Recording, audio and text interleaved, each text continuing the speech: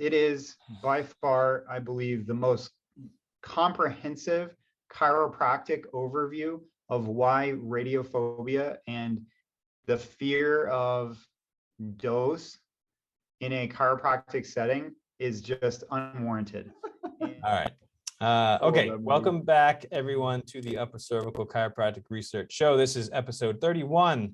On behalf of the Council on Upper Cervical Care, I am Dr. Kevin Leach, and here with me once again, Dr. Tyler Evans. How are you, sir? Good. Good.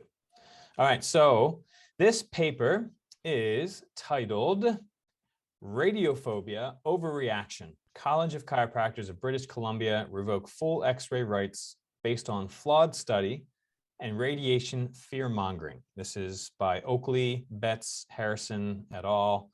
And this was published in Dose Response. Yeah, my favorite journal. Yeah. Love it. So we just did episode 30. This is 31. We just did the study, the flawed study that this study is reviewing. Yes. So the title is The Clinical Utility of Routine Spinal Radiographs by Chiropractors, a Rapid Review of the Literature by Corso, Cancelliere. I'm sorry if I pronounce your name wrong. Mior, Kumar, Smith, and Cote. So, okay, Doc, why don't you just give a little synopsis what this paper is doing? What was the purpose of this paper? Why did it come about? Yeah, so we just did that other video and reviewing the clinical utility of routine spinal radiographs by chiropractors paper, and the board of British Columbia Chiropractors not association, but the board of examiners in British Columbia, they had that paper published in 2019. Well, they started in 2019, published it in 2020, and by I believe the spring of 20, what does it say here? The spring of 20, on February 4th, 2021, the college announced amendments to their professional conduct handbook that revoked X-ray rights. And you and I and the people that wrote this paper that we're reviewing now, the Radiophobia Overreaction, know that that rapid review is bunk. Like, it's bad science.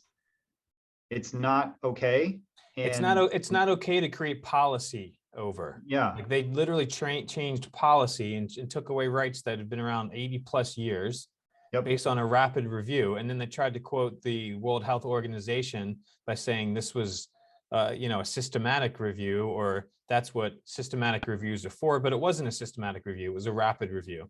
And so they changed policy based off of, a study that wasn't even designed the way that it was supposed to be. Yeah. And so what's great about this paper is it is by far, I believe, the most comprehensive chiropractic overview of why radiophobia and the fear of dose in a chiropractic setting is just unwarranted. And they address not only those topics, but they also address the topic of what happened in BC, why it happened, and kind of the outline of the key players and components. And so they really cover that whole storyline perfectly. This paper is so well done. And so we just got to give a shout out to basically the CBP people, as well as the ICA. Yeah. So totally. Joseph Betz, Paul Oakley, and apparently Paul Oakley was kind of the main head researcher on this, and then Deed clearly with CBP and the ICA. Yeah. So, I think it's really important to understand where this was published, who published it, like how it got published, and the timeline of everything. Dose Response is a fantastic journal created by Edward Calabrese, who has been pushing for an understanding of the linear non-threshold now for a while, and that the basically idea that all radiation is bad radiation is false.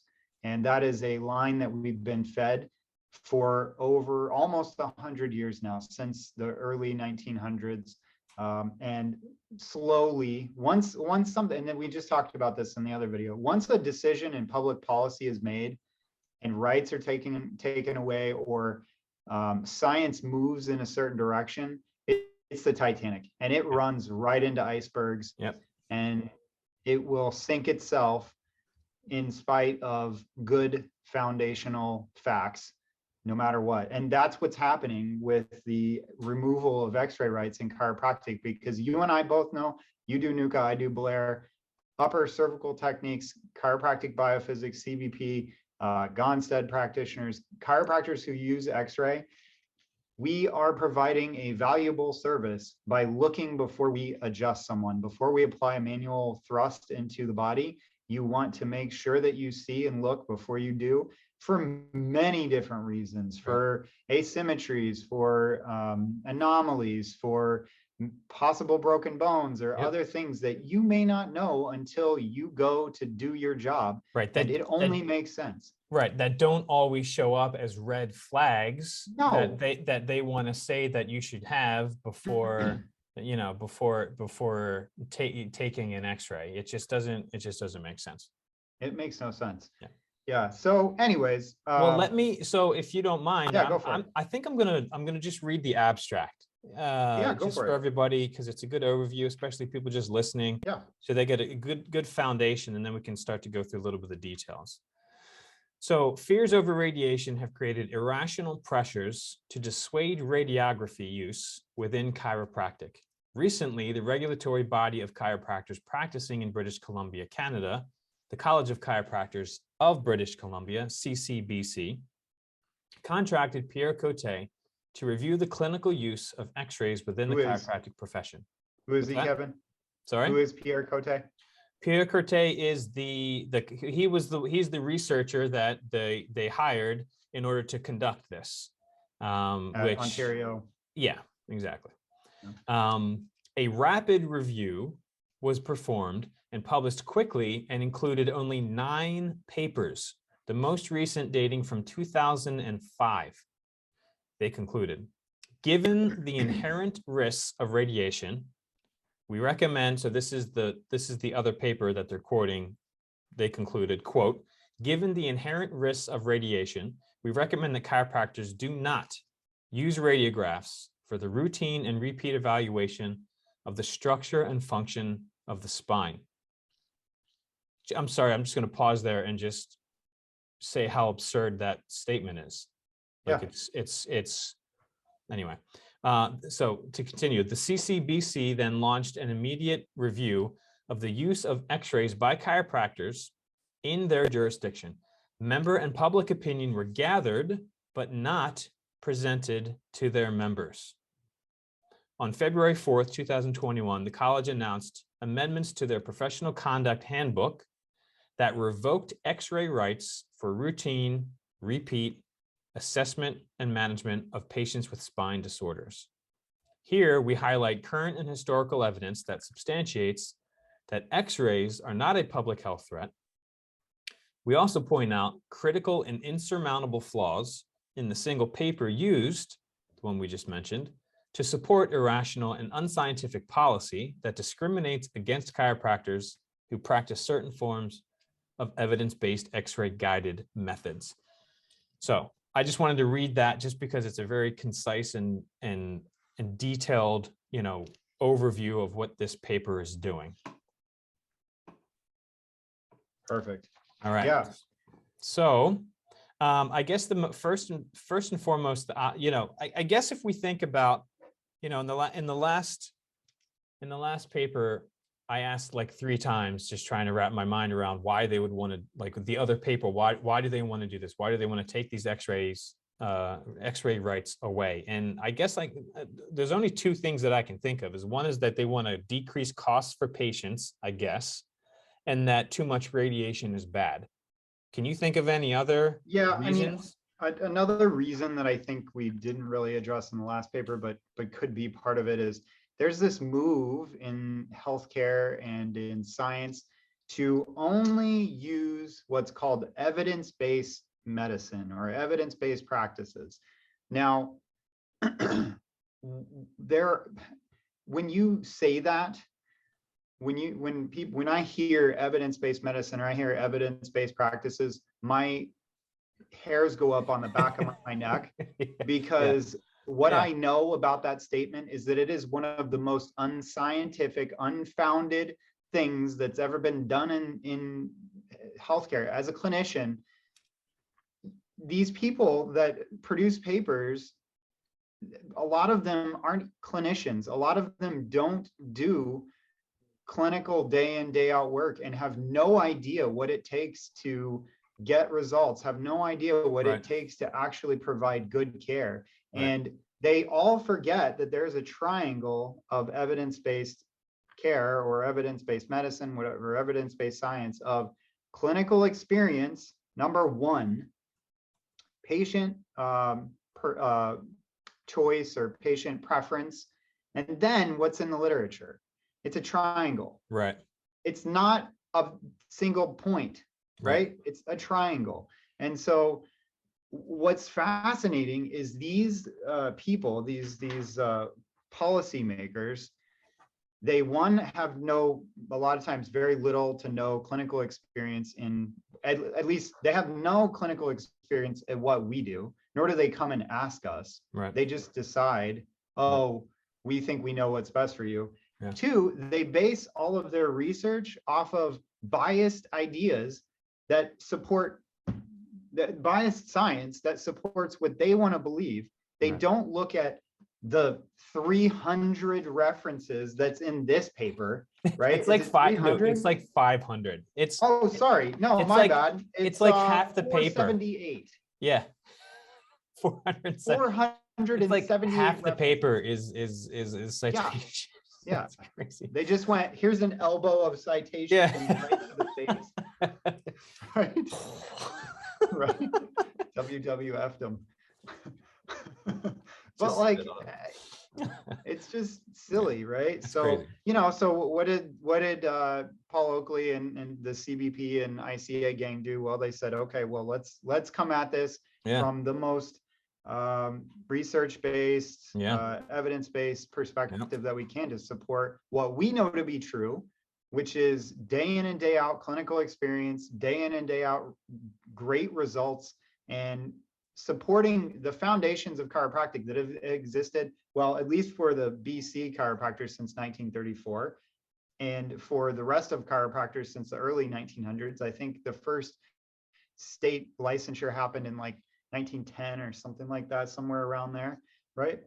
So we've had these rights for over 100 years for a lot of people, and you're going to start taking them away at a time when people in the United States and in the world need chiropractic. They need good care more than they've ever needed it ever before, because health is going out the door right now. So anyways, so let me, if you don't mind, I mean, go ahead. and I think I mentioned it on this one and not the last one. Maybe it was the last video, but again, the medical profession needs us. Just like patients need us for two reasons. Not only to manage their patients, like medical doctors are not going to see patients for treatment plans, right? Like we do. They're not going to give them conservative spine care. They don't want to. Medical doctors are not going to take our jobs. They don't want it. They want us to be competent, to make sure that we're not going to harm their patients and the general public, which x-rays help with, but also can treat our patients conservatively, non-invasively, and know when it's actually necessary to send out to triage those patients, to manage those patients. So those two things, to manage those patients, but also to give them extraordinary care and get their lives better by natural means, and only do the more invasive stuff later. Yeah, and we'll get into it, but there's this long-standing radiophobia. There's this long-standing idea, and I get it from, I understand it, and I get it from patients who are very concerned about toxins in the water, toxins in their food. You know, they want to get chiropractic care because they're very naturally driven to wellness care. Mm-hmm. And it's this story that's been told for the last, basically since about 1950 and a little bit before that, but right around 1950, that all radiation is bad. Yeah. And it's not true. Not true. Not true. Yeah. I mean, and it's not true just in it. Like they could have never invented the X-ray machine and figured out that all radiation is not bad. You know what I mean? Like, because from the environment, from the atmosphere. Do you eat bananas? Exactly. Yeah. I eat bananas. Yeah. They're radioactive. They're radioactive. Yeah. Potassium. You should not. Maybe you shouldn't eat those bananas, Dr. Evans. I know. Yeah. All right. Should we go through here? Yeah. So hit it up. So I guess the first thing, obviously, so we did a podcast episode on hormesis and radiation. The paper was subjecting radiologic imaging to the linear no threshold hypothesis, a non sequitur of non-trivial proportion. Dr. Evans' favorite title of research paper ever. That was episode. What episode was that? That was one of the very first ones. 6. It was number 6. So we go over this nonlinear threshold idea, but this paper that we're doing now I mean, they did such a better job than we did. It's clean. It's so good. Yeah. But it just goes over the principle that not all radiation is bad. You've already said it, Tyler. So it's when it reaches a certain point, obviously, yes, it's going to be bad, but there is no evidence, no research that shows that the littlest amount, which is actually how much we use an X-ray in our practices, is actually negative. And there's some evidence, like you said, that is actually positive and stimulates positive things in the body. So we're not going to go through it. We want to touch on these points here, but if you want evidence on that, you can look at the first that podcast number 6 that we did if you just want to listen. But if you really want to get to the details and look at all the citations and the evidence, I mean, look at this paper. It's one of the first things that they go through here, and just kind of explaining that the other paper that used, hey, radiation is bad, that's why we want to take this away from the chiropractors. It's like, no, sorry, there's no evidence. Here's all of the research that you failed to include of that evidence to say that all radiation is bad. It's just not true. Yeah. I think, you can there's a couple of pieces where we went off the tracks. So after the atomic bombs were dropped, there was a study done. It's called the lifespan study, and the LSS. And just to summarize it, what they found is that the people, not everyone died, right? And the people that survived and were not, directly in the blast zone, but were just at the edges of it, they actually had protective mechanisms against cancer and did just fine. There were no problems with them. So that right away is a sign that we had basically bad science in the 50s and 60s. Yeah, so in the 50s and 60s, there was a smear campaign against radiation and nuclear energy, basically because of the atomic bombs, because people were afraid and scared in the Cold War and all that. So we didn't find out until after all the, what was it? There were all the bombing testings that they did out in the Pacific, and then in the desert and Russia and all the bombings that they did, and they put a ton of nuclear waste into the atmosphere, and that was bad because those were high levels of not good elements. So there's different elements, right? So everything's nuanced in life. Nothing is like black and white necessarily in nature. Very few things are black and white. If a bear eats you, that's bad. That's very black and white. But radiation is not like that. Right. Everything is radioactive around us. The wall that I'm standing next to, depending on what it's made out of, if it's made out of cinder blocks, it's radioactive. And if you live indoors more than you live outdoors, you get more radiation from being in a building, right? You get more radiation from living in Colorado versus where I live in the seacoast of New Hampshire, because I live at sea level. People in Colorado don't get more cancer than the people that live where I live, right? Or in Seattle, where you live on the sea level. Yep. So we know this now, but what's going to be a problem is it's going to take a long time to reverse all of the misinformation that's been spread about radiation and nuclear energy and cancer rates, because everybody's afraid. And there's a medical industry that makes a ton of money off of this cancer thing. Yeah. And so there's a lot of kind of confounding,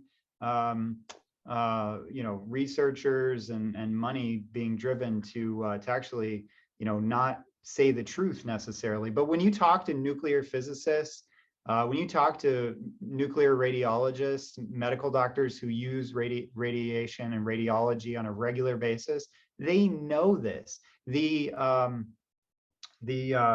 American College of Radiologists last year removed the lead gowning mandate.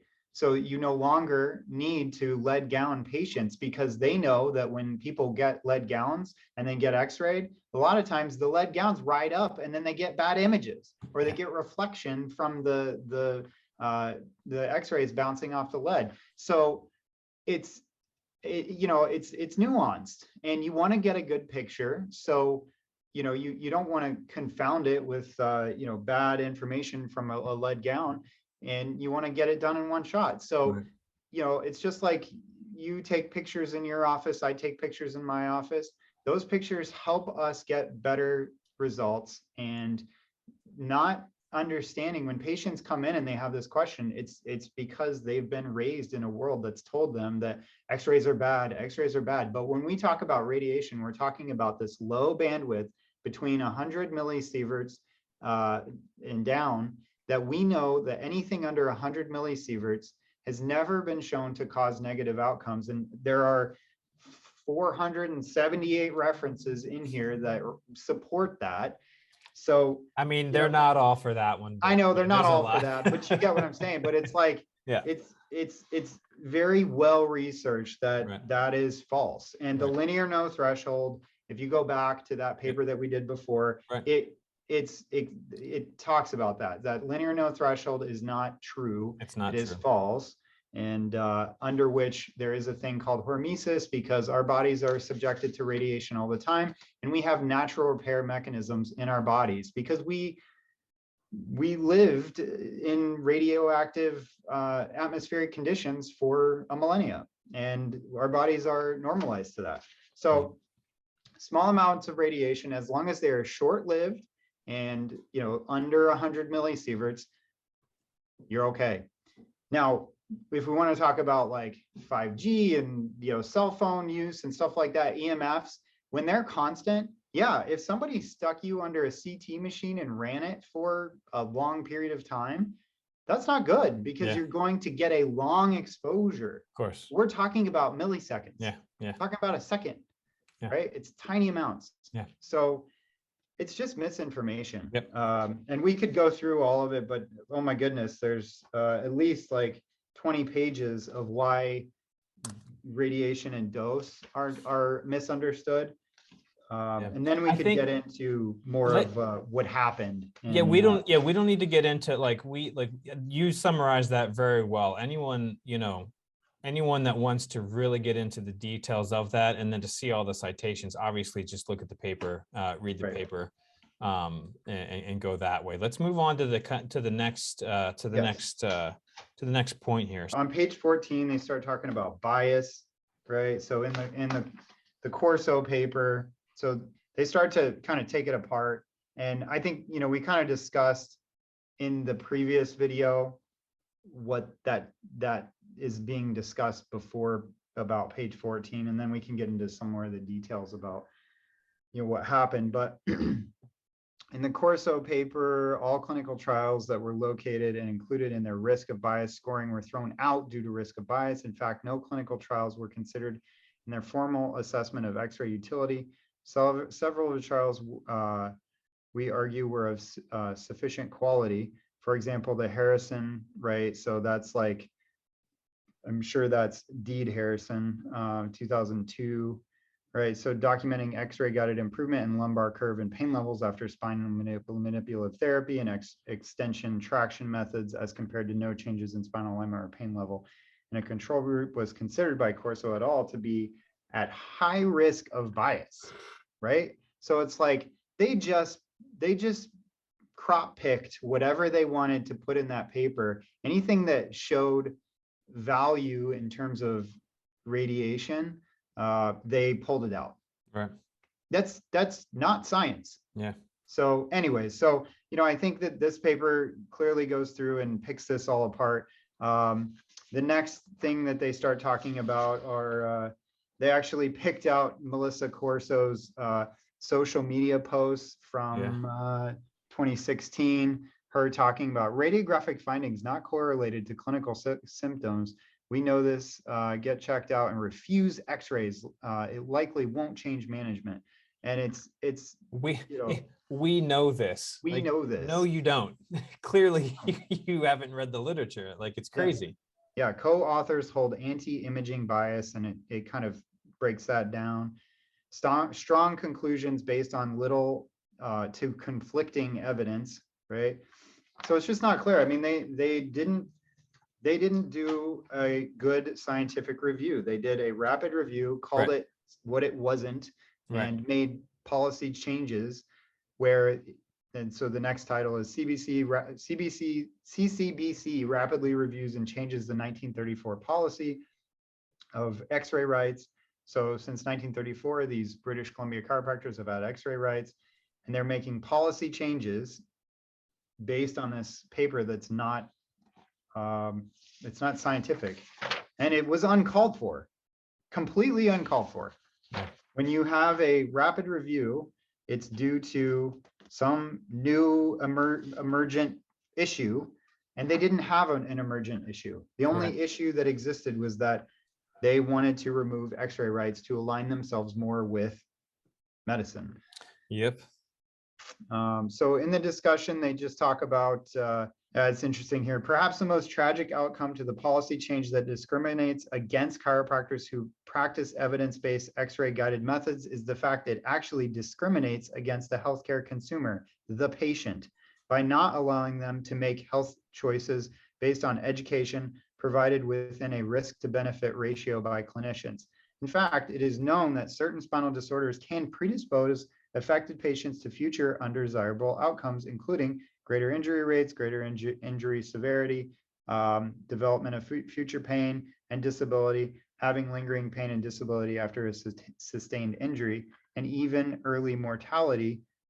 Most of these spinal deformities, so it goes on and talks about spinal deformities, but basically it's just saying that, like we said, if you're not taking x-rays, you are doing your patients a disservice. And that is not evidence-based medicine. You're pulling away the clinical piece, the clinician's preference. Tools. Yeah.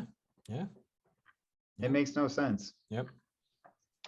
So you touched on a little bit of the strict inclusion criteria as well. The search terms that they used, I think, were only 3 things, like cervical, thoracic, lumbar, and nothing else, like not scoliosis, like nothing. They didn't include studies that were done by non-chiropractors, even if the methods were exactly the same. So it's like, okay, why would you exclude that many studies? Well, hey, and hold on. Why would a chiropractor write a paper with a nuclear physics background, like a radiological physics background? Why would a chiropractor ever write a paper that describes nuclear physics and how nuclear physics or radiological physics are not harmful to a patient? Like, chiropractors don't generally have that. I went down that rabbit hole because of cone beam CT, because I wanted to know that information. I wanted to own that information. So when my patients asked me, I knew, but most chiropractors don't know radiological physics because, or to the extent and the history of it. And so why would you, use that as a weapon against chiropractors? This isn't our realm of experience or expertise. Yeah. So you're removing a right based on something that's from an outside field. It makes no sense. Right. Yep. Sorry. And then another reason, another strict inclusion criteria was they purposely excluded a lot of studies that, or they just missed them just completely, that they went through, and the authors in this paper go through and explain, hey, like this actually would have met your criteria. Like maybe if you would have searched for the proper word, right? Like it would have actually been there. And there's a section in here too where they're like two different, I think there were like 60 studies missed and then 140 studies missed just based off of like their inclusion criteria. It's like, well, if you would have actually done the right search, then you would have found all these studies that show the validation of radiographs guiding clinical management. So it's and the scoliosis management was a big one. It's like how anyway. That's I guess that's self-evident. We don't really need to go into detail. They failed to define red flags, in the other paper. It's like, well, what's a red flag? Is it neurological? Is it musculoskeletal? Is it like emergency room? Like like what is that? So well, and then you know what they did? When they made the policy, they went back and said musculoskeletal conditions like muscle tension or misalignment don't fit red flag. Even though they never said what a red flag is. They never defined what a red flag is. It's just bias. It's nauseating. It's sad. And then in this paper, one of the studies, they have a little graph here of like long-term, what is this? This one is cervical lordosis rehabilitation shows relative stability after a year, based on a technique that they used compared to traditional standard care. And it's like they have all these studies that just weren't included because they didn't want to include them because of the strict inclusion criteria. The leg length inequality, lots of different things on that. That's a little bit related to the scoliosis as well. Failure to include studies on anomalies and pathologies. Again, just checking to make sure that what we're putting a force into is safe and okay. It's like we got to know what's underneath. What you're doing. I mean, if we were Superman and we could just, we could see through people X-ray and vision. See their X-ray vision, I think it would be good, right? I find what's fascinating about this paper is they did two things. One, they systematically outlined why a fear of radiation is unscientific.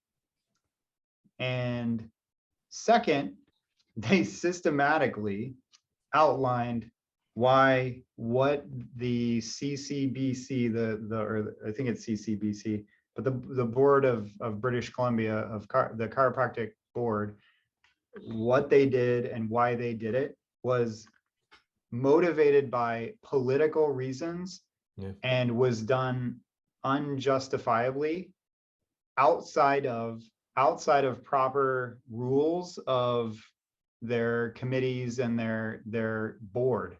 So they weren't following, they didn't follow the structure of how you make a policy change. And they moved entirely outside of that. They took a casual vote, got some head count ahead of time. They just did all these things that were sneaky, right? I guess is a nice way of saying it. Sneaky and going behind the backs of the chiropractors that they represent. And from what I understand, there are 16 members on the board, 8 of which are chiropractors and 8 of which are public members, just people, that aren't chiropractors.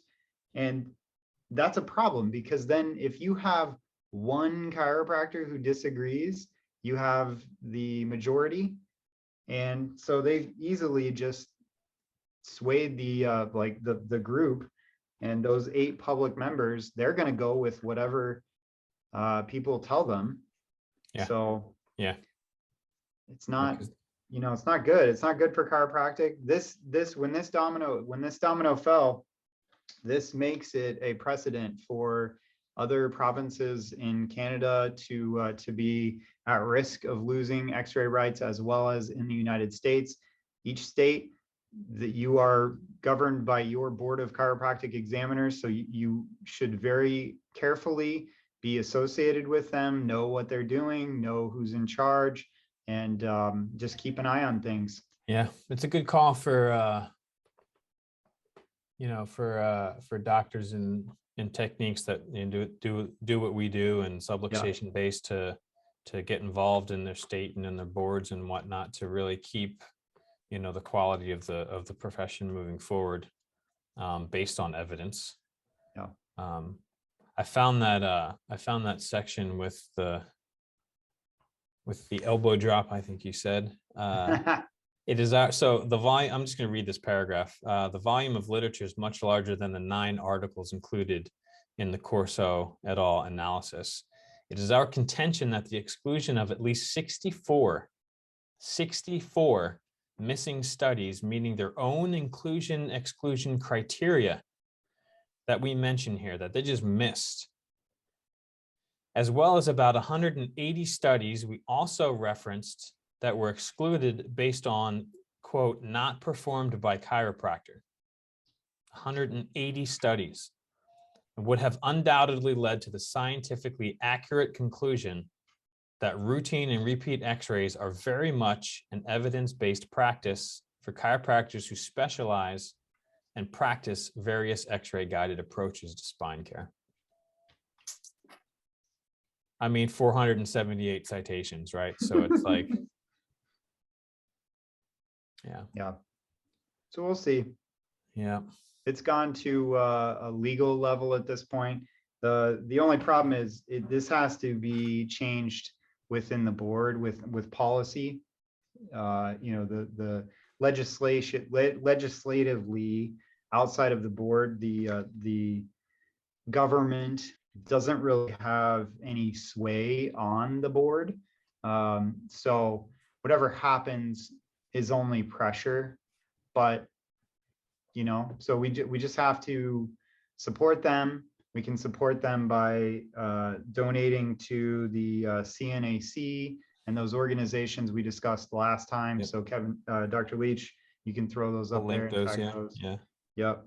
And just stay in touch. If anybody has any questions, you can reach out to the Council on Upper Cervical Care and our technique organizations to help out. Yeah, and then Facebook, right? The Council on Upper Cervical Facebook page, if you want to keep up with that as well. Cool. Yep. All right. Did we miss anything as far as major points here? No, I mean, I think it's such a full paper. You need to pick it up and read it. Yeah. And I might, if you I was going to say, if you read it, like, take your time. There are so many points, like each paragraph is chock full of statistics and data that you'll want to go through and then pull out some of those papers and read them. I've read probably half of those papers. I have not, I won't say I've read all of them, but I've read a good half of those citations and references. And they are fantastic papers. A lot of them are in the dose response journal. I really love that journal. It's done great work over the past 10, 20 years. So I was thinking of maybe even going through this myself and actually hitting more details in a more in less of a discussion format and more of like if people want to just hear the highlights of a lot of stuff, just kind of going through and hitting some of those main points. And just like so I'll be talking to Dr. Chapman as well on Friday. So I I got scheduled with him to go over the paper we just reviewed not long ago, but maybe reach out to some of these guys. They might want to jump on, maybe talk about the paper, maybe hit some highlights, or, you know, give their feedback. So I don't know, maybe I'll invite Corso on, or maybe Cote on to give their side. I actually wouldn't mind doing that, you know, just to kind of get, you know, just to kind of get their viewpoint. Like, what do you like? What's your goal here? You know what I mean? Like, why are you doing this? I just don't understand the whole circle the wagons and, you know, like aiming at people in your own profession. I mean, it happens all the time. I just don't understand it. And to spend the money and like what to what goal, to what end? You know what's funny is these people never want to debate. They just want to limit. Yeah. And hurt people. Like it's almost like those who can't do. Yeah. Right. Yeah. I mean, they literally are like hurting people, because if the docs in BC, like if they can't do the preferred, like then they can't do their job. They can't do their job from their families. Like we have friends, you and I both have friends there in BC. I went to school with these people that now cannot do their job because it requires them to take an x-ray to do a correction of integrity. Right. Yep. It's not okay. Yeah. All right. On that happy end note. Well, join your organization, support your groups, pay your dues, stay involved. There's lots to be done. Keep an eye out, you know, keep an eye over your shoulder, because we're all in this together. And if we start losing x-ray rights or chiropractic, adjusting rights over the period of the next few years, the dominoes are gonna stack, and we got to protect each other. So we all need to be on the lookout and be reading these papers, be up to date on the literature, so that you can then refute and debate and come with science and facts to defend this stuff. Totally. And that's good. So calling all people interested in research, all docs interested in research, and get involved, know the research, and, you know, support this so it doesn't happen to more doctors in the future. All right, Doc. Any last points here? No, I think we got it. Awesome. All right. Well, thank you so much, sir. And have a good evening, and we'll see you on the next one. Awesome. All right. Okay, that's it for this episode. So what did you learn that fascinated you or surprised you about the research today? Join or start the conversation in the comments below. Hey, thanks so much for watching. To watch more of our research shows, click or tap the screen right there. To subscribe to the channel, click or tap the screen right there. Until next time, I'm Dr. Kevin Leach with the Upper Cervical Chiropractic Research Show, bringing awareness to conservative primary spine care, upper cervical chiropractic care, and traditional chiropractic. Until next time, take care, and take care of your spine. It's the only one you'll ever have.